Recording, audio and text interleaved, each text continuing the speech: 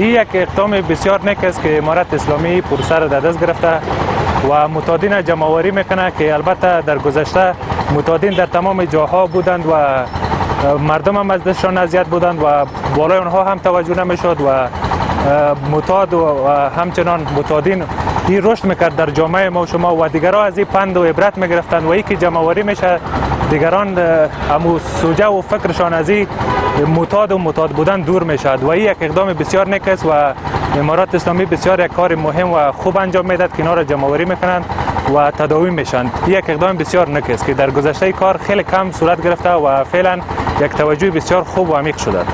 د اسلامي امارت له کارکونکو څخه ډېر زیاته مننه چې دوی ته پاملرنه وکړل، د معتادینو او د معتادینو لپاره ډېر ښه کار وکړ په دې چې د معتادینو ژوند ډېر خراب و، راتلونکی خراب و. د دې لپاره د اسلامي امارت یو ښه اقدام وکړ چې راټول یې کړل او دوی ته خپل هغه ځای جوړ کړی و، هغه ځای ته ولېږل.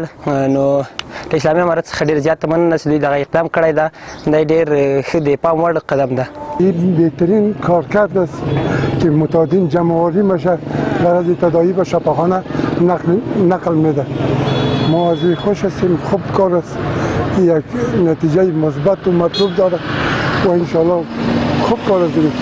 بعدا ما از این کارکرد امارت اسلامی ستایش میکنیم، تقدیر میکنیم، تشکری میکنیم به این خاطر که امی معتادین از محیط و ماحول ما، از اجتماع ما، از شهر ما جمع‌آوری کردن. این کارشان قابل ستایش است به این خاطر که فساد و دزدی و از اینکه دیگه جوانای ما به مرز آغشته میشد